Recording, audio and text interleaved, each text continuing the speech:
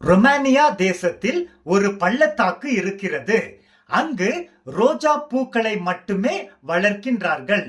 அந்த பள்ளத்தாக்கின் ரோஜா பூக்களின் நறுமணத்தின் விசேஷம் என்னவென்றால், யாராவது ஒரு சில நிமிடங்கள் அந்த பள்ளத்தாக்கிற்குள் சென்றால் நாள் முழுவதும் அந்த நபர் எங்கு சென்றாலும் அவர் அந்த பள்ளத்தாக்கில் இருந்தார் என்பதை மக்கள் அறிந்து கொள்வார்கள். அந்த ரோஜா பூக்களின் நறுமணத்தால் அவர் நிறைந்து அவர் போகும் இடமெல்லாம் அதை கொண்டு செல்லுகிறார். பிரியமானவரே, ஆண்டவராகிய இயேசு கிறிஸ்துவை காலையில் சந்திப்பதும் இதை போன்ற விளைவையே கொண்டு வரும்.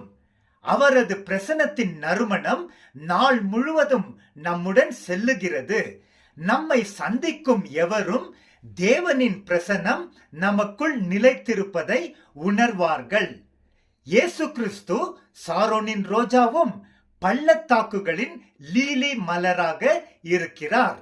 அவரது நறுமணமுள்ள தைலங்கள் இன்பமான வாசனை உள்ளவைகள். அவர் நாமம் ஊற்றப்பட்ட நறுமணமுள்ள தைலமாக இருக்கிறது.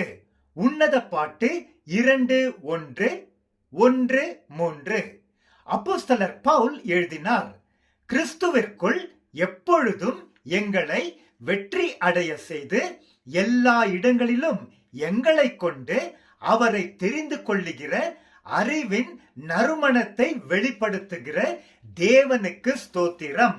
ரட்சிக்கப்படுகிறவர்களுக்கு நாங்கள் தேவனுக்கு கிறிஸ்துவின் நறுமணமாக இருக்கிறோம். நாங்கள் ஜீவனுக்கான ஜீவ வாசனையாக இருக்கிறோம். 2 கொரிந்தியர் 2:14-16.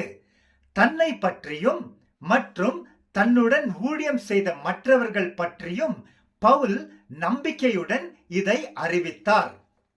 ஏனென்றால் அவர்கள் தேவனுக்கு தங்களை ஒப்பு கொடுத்து ஒவ்வொரு நாளும் தேவ பிரசன்னத்தால் நிரப்பப்பட்டு கிறிஸ்துவின் நறுமணத்தை அளவில்லாமல் பெற்று அவர்கள் எங்கு சென்றாலும் அந்த நறுமணத்தை பரப்பினார்கள். பிரியமானவரே, தொடர்ந்து நாம் ஒவ்வொரு நாளும் கிறிஸ்துவின் சமூகத்தில் காத்திருந்து அவர் பிரசன்னத்தால் நிரம்பி அவர் நறுமணத்தை பெற்று தேவன் நம்மை நடத்தும் இடங்களிலெல்லாம் அதை பரப்புவோம். தேவனுக்கே ஸ்தோத்திரம். ஆமென்.